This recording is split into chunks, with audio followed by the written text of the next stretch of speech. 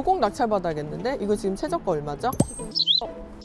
오케이. 대표님 뭐가 좋은 거예요? 아니 이거 집이라고 하면은 대로변이니까 시끄러운데 이거 숙박업소로 바꾸면 너무 좋지. 대로변에 있으면 딱 노출이 되니까. 용도 변경과 수리까지 해서 1억이 안 들어가는 건물로 이제 만들어 보려고 해요. 그러니까 1억 이하에서 건물을 매입하고 수리까지 해서 호스텔 변경까지 완료한 다음에 월 1,000에서 1,500만 원 수익화가 되는 물건으로 한번 도전해 보려고 합니다. 네. 대표님 좋은 아침입니다. 네, 근데 목소리가 많이 맛이 가셨네요. 네. 하도 장거리로 지금 여기 어딥니까 혹시? 저희 새벽 5시에 출발해가지고 이제 아침에 도착을 했습니다. 그래서 오늘은 호스텔로 변경 가능한 다가구 물건을 입찰하실 수강생 분이 물건이 나중에 호스텔로 변경이 가능한지 페이퍼로 건축사님한테 검토는 이미 마친 상태예요. 그런데 현장에 왔을 때 또 변수가 있을 수 있잖아요. 그래서 오늘은 서울에서 건축사님이 내려오셔서 저희와 같이 검토해 주시는 날이에요. 그럼 검토해 주신다 하는데 네. 그러면 어떤 걸 검토해 주시는 거예요? 우선은 이 다가구가 호스텔로 변경할 때 변경이 가능한지 이걸 1차 검토를 마쳤고 2차 검토를 현장에서 호스텔로 변경할 때 공사비가 많이 들어가진 않을지 추가적인 예상하지 못했던 요인들은 없진 않는지 한 번 더 검토하기 위해서 서울에서 이렇게 힘들게 내려왔습니다. 방금 공사비라 말씀 주셨는데 네. 일반적으로는 어느 정도 들어가요? 건물마다 너무 많이 다양해요. 그래서 1,000만 원 정도만 들어갈 수도 있고 그거보다 더 적게 들어가는 경우도 많고요. 많이 들어가는 경우에는 수천만 원의 공사비가 들어가야 될 수도 있습니다. 그래서 현장 검토를 통해서 호스텔로 변경됐을 때 얼마만큼의 비용이 들어가는지도 최종적으로 확인이 가능합니다. 호스텔 운영하시는 분들은 어느 정도 기본 작업을 좀 갖고 계세요? 호스텔로 변경을 하게 된다고 하더라도 바로 변경하지 않고 돈을 들고 호스텔로 변경하시는 분들도 있긴 한데 그런 분들보다는 다가구에서 합법 에어비앤비가 가능한 세대가 있어요.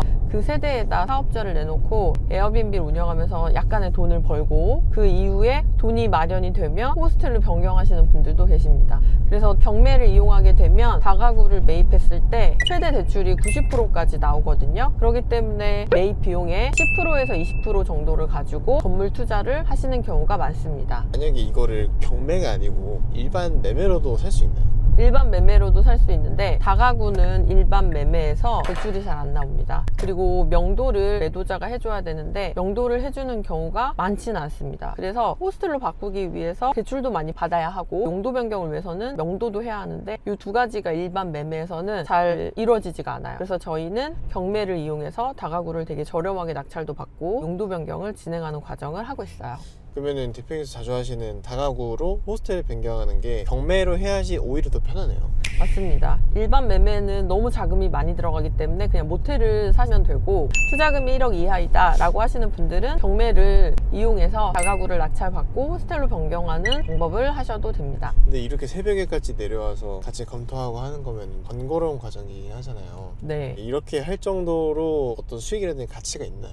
그럼요. 오늘 입찰하시려고 하는 물건은 다 5억 이하예요. 5억 이하라는 말은 투자금이 5천만 원으로 건물을 매입한다라는 뜻이거든요. 사실 잘 되면은 5천만 원으로 숙박업 건물을 만드는 과정이기 때문에 너무 가치가 있죠. 실제로 현장에 방문해서 나중에 호스텔로 변경됐을 때 장사가 될 것인가 이런 것도 제가 좀 봐드리면 좋기 때문에 내려가고 있습니다. 그 5천만 원으로 숙박업 건물의 가치를 얻는다는 게 네. 어느 정도로 메리트가 큰 거예요? 숙박업을 할 수 있는 영업신고증, 영업허가증이 있는데 이걸 약 10억 원의 가치가 있다고 봐요. 10억이요? 네. 그러니까 이 숙박업을 할 수 있는 영업허가증이 없는 그런 물건을 영업이 가능한 물건으로 바꿔주는 것만으로도 가치 상승을 만드는 거죠. 아니 근데 뭔데 그게 10억까지예요? 건물의 용도를 바꿀 때 그만큼 까다롭거든요. 허가증이 있는 물건으로 바꿔준다는 것만으로도 상당한 가치가 있다라고 보시면 됩니다. 그래서 오늘 한번 현장으로 가셔가지고 검토하는 걸 같이 보셨으면 좋겠습니다. 당근! 이게 인접대지가 여기 끝에까지 없네 인접대지가. 아니 난 대로변인지 몰랐네. 대로변이 있어요. 좋다. 대표님 뭐가 좋은 거예요? 아니 이거 집이라고 하면은 대로변이니까 시끄러운데 이거 숙박업소로 바꾸면 너무 좋지. 대로변에 있으면 딱 노출이 되니까. 너무 좋다. 나 몰랐네. 근데 저희 신랑은 여기 너무 사람이 없다고. 그럴 수 있어요. 잘 모르면. 이거 꼭 낙찰 받아야겠는데? 이거 지금 최저가 얼마죠? 지금 오케이. 이거는 꼭 낙찰 받아야 돼요. 여기는 방화창으로 설치 안 해도 되고 그거를 너무 좋다. 그런 설치 안 해도 되는 이런 비용 세이브 되는 거를 낙찰가에 다 녹여가지고 이거 꼭 낙찰 받아요. 근데 방화창 설치 안 된다는 게 어느 정도 세이브가 되는 거예요? 방화창 개당 뭐 한 7, 80만 원 하는 것 같던데? 더 비싸요? 방화창 개당 100만 원 하나 봅니다. 10개면 1000만 원이잖아요. 와, 이게 한 끗 차이로 갈리나 보네요. 그런 것 같습니다. 여기 도로여가지고 이쪽도 괜찮은 것 같아요. 그리고 사진으로 봤던 거보다 훨씬 커요, 건물이. 난 건물이 되게 조그만한 줄 알았어요. 우리 그럼 커피숍 가가지고 얘기 나눌까요? 스타벅스 없나? 스타벅스는 하는데. 뷰티점이니까 주차장 있겠네. 여기서 만날까요? 제가 링크 드릴게요. 알겠습니다. 네. 근데 아까 근처 카페 찾다가 스타벅스가 저 멀찍하게 있다던데 네. 이렇게 스타벅스도 없는 곳에서 잘 돼요? 잘 될 것 같은 게 얘기만 들었을 때는 몰랐는데 주거로 살기에는 도로가 바로 앞에 있기 때문에 시끄러운데 여기가 가시성이 좋죠. 앞에 딱 나와 있는 건물이다 보니까. 그래서 숙박업을 하기에는 상당히 적합한 물건 같습니다. 숙박업에서 중요한 게 가시성도 포함이 되는 거예요. 아, 그럼요. 건물이 보여야지 사람들이 찾아오니까. 제가 알기로는 대표님은 에어비앤비로 받는 걸로 알고 있는데 네네. 그러면은 가시성이 굳이 필요 없지 않나요? 맞아요. 그래도 여기 이런 건물이 있다라는 게 보이면 사람들이 아무래도 찾아오기 좋죠. 아까 건물이 되게 좋다고 말씀 주셨잖아요. 왜 그런 거예요? 일단 건물이 좋다고 한 이유는 넓게 정사각형으로 잘 빠져 있고 대지도 80평 이상으로 넓고 그리고 양쪽에도 도로가 있어가지고 인접대지 방화창 해야 되는 설치 유무가 사라져요. 설치해야 되는 의무가 사라지면서 실제로 공사 비용이 1000만 원 이하로 드는 그런 건물인 거죠. 그래서 요거는 꼭 낙찰을 받아서 호스텔로 변경을 해서 수익화해야 되는 물건입니다. 무조건. 그러니까 따지고 보면은 아까 건물 옆에가 되게 비어 있었잖아요. 그러면 그럴 경우에는 방화창 설치 없이 바로 할 수 있는 거네요. 그럼요. 이렇게 건물 보고 나서 지금 그 스타벅스로 왜 가시는 거예요? 이제 저희 자세한 설명을 건축사님이랑 얘기를 하고 그리고 또 입찰 가격을 잘 정해서 꼭 낙찰을 받아야 되지 않겠습니까? 그래서 저의 단연간 농축된 입찰 가격을 잘 알려드려서 꼭 낙찰될 수 있게끔 작전 회의를 하기 위해서 가는 겁니다. 경매를 하면은 가장 네. 어려운 것 중 하나가 입찰 가격이 가장 어렵다 생각이 들거든요. 전 쉬워요. 근데 대표님만 쉬운 거잖아요. 네, 그러니까 저한테 오시면은 편안하게 하실 수 있죠. 농담이고 저는 워낙에 경매 입찰도 많이 했고 되게 오랫동안 지금 거의 8년, 9년 가까이 경매를 계속 보고 있으니까 눈에 들어오고 싶지 않다고 해도 눈에 들어오는 입찰 금액이 있습니다. 그래서 이제 여러분들보다 노하우가 있다라고 이해하시면 될 것 같습니다. 저번에 영상에 보면은 그 울산 물건도 거의 10만 원짜리 낙찰받게끔 됐었잖아요. 네네네, 그것도 맞아요. 대표님이 입찰금 알려주신 거예요? 그럼요. 제가 알려드렸죠. 그러면 이번에는 어느 정도인지만 살짝 알려주시나요? 그걸 보려고 지금 온 거니까 한번 들어가서 봐보도록 하겠습니다. 오, 방화창 패스. 이거 몇 천만 원이죠? 9천만 원. 비싸요 이거. 최근에 검토한 것 중에 제일 비싸요. 건물 좋더라고요. 더 써야 될 것 같은데요? 지금 하면 대출이 얼마 정도 나와요? 90%까지 나와요. 유튜브 보니까 90% 나온다고 그래요. 네. 대단하신 것 같아요. 돈 벌어야죠.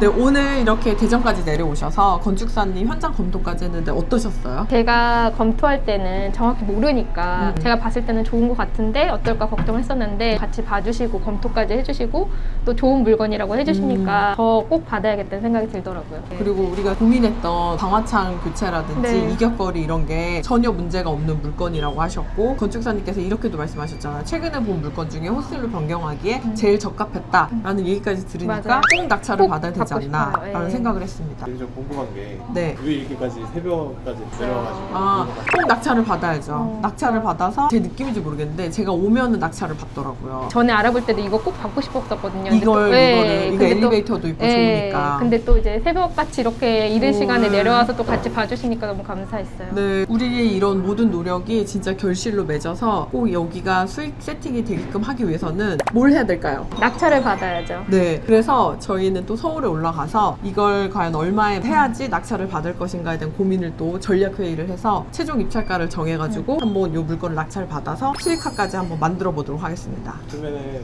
낙찰 받고 수익화를 했어요. 한 어느 정도 이상? 이 예, 방이 총 몇 개죠?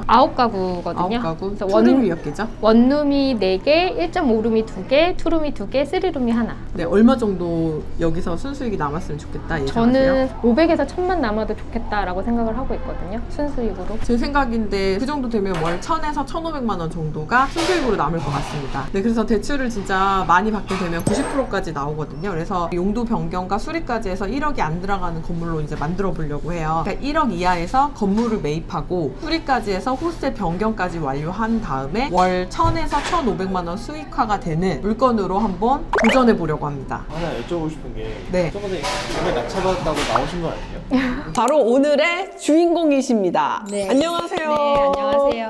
네, 네. 맞아요. 저희 버니님은 예전에도 아파트 단기 매도 그리고 에어비앤비도 다 하고 계시거든요. 그래서 아파트 단타로도 매도를 여러 번 하셔서 저희 한번 영상에도 나오셨고 외국인 관광 도시 민박업도 지금 잘 하고 계시거든요. 그걸로도 수익을 내고 계시고 결론적으로는 그렇게 해서 만든 수익을 다 써버리지 않고 잘 모은 다음에 종잣돈이랑 합해서 이렇게 뭔가 하나를 시작했을 때 끝까지 그 테크트리를 따라서 가시는 분들이 결국은 이제 돈을 버시는 것 같고 그 안에서 잘 선택을 해야 돼요. 지금부터 집중할 거는 이 건물이 호스텔 변경하는데 무리가 없다라는 판결이 났잖아요. 이제는 낙찰을 받는 거에 집중을 해야 돼요. 그래서 고민하셔가지고 가격을 정해가지고 한번 입찰을 잘해서 우리의 물건으로 한번 만들어 보도록 하겠습니다. 네.